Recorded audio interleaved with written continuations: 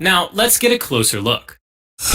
The lymphatic system is an essential part of the immune system, and it consists of a network of lymphatic vessels, tissues, and organs. The lymphatic vessels drain interstitial fluid, or lymph, from peripheral tissues back into the blood. Lymphoid tissue and organs contain a lot of lymphocytes and other white blood cells. The primary lymphoid organs include the thymus and bone marrow.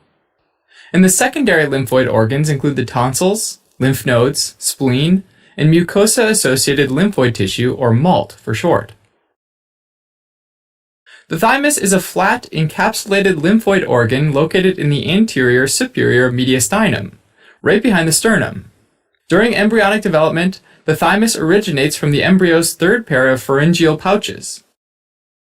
This organ is most active during childhood, reaching its largest size around puberty, with a weight of approximately 30 to 40 grams. After puberty, the thymus will start to slowly involute or decrease in size, with less lymphatic tissue and an increase in adipocytes. The thymus plays an important role in the maturation of T cells, which includes negative selection or central tolerance.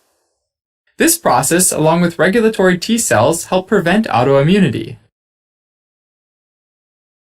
This is a low-power image of a neonatal thymus. At this magnification, the thin collagenous capsule is a little hard to see, but if we zoom in a little further, we can see the capsule more clearly, as well as the connective tissue that extends inward from the capsule into the thymus, forming incomplete lobules. When compared to an adult thymus, we can see the adult thymus has noticeably more fatty infiltrate, which is seen by the white spaces scattered throughout the organ. The lobules of both adult and neonatal thymi have inner regions that stain light purple and pink, which is called the thymic medulla, and the outer regions of the lobules are more basophilic or dark purple, which represents the cortex of the thymus. The clear distinction between the inner medulla and the outer cortex of each lobe is typically more prominent in early childhood, similar to the image on the right of the neonatal thymus. If we look at the thymic cortex at high magnification, we see that the dark purple color of the cortex is mainly from densely packed and very basophilic T lymphoblasts, which are also called thymocytes. The thymocytes are supported by a network of finely branched epithelial reticular cells called thymic epithelial cells, or TECs for short. These cells have a pale cytoplasm, large oval nuclei, and cytoplasmic processes that can be seen weaving between the lymphoblasts. One of the important functions of the TECs in particular is their involvement in the formation of the blood-thymus barrier, which consists of TECs, pericytes, and endothelial cells. The blood-thymus barrier is the selected barrier that separates the cortex from the blood, in order to prevent exposing the lymphoblasts to antigens that circulate in the blood. The TECs help form the blood-thymus barrier by joining themselves together with desmosomes and surrounding the microvasculature of the thymus. Moving to the lighter-stained medulla, there are fewer lymphocytes than the cortex, which can still be partially seen in the upper left of this image. Compared to cortical lymphocytes, the lymphocytes of the medulla are more mature and don't stain as dark.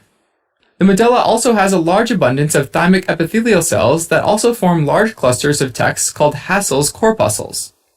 These structures are unique to the thymus and are often arranged in concentric layers or lamellae. Newborn children will have Hassel's corpuscles, but they increase in number and size as individuals get older.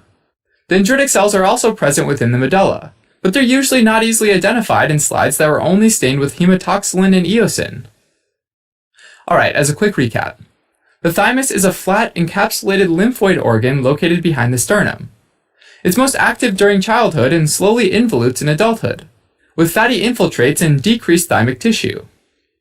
Each lobule has an outer cortex that's very basophilic and stains dark purple, whereas the inner medulla stains a lighter purple and pink color. The cortex consists of many basophilic T lymphoblasts that are supported by a meshwork of thymic epithelial cells, which have a pale cytoplasm and cytoplasmic processes.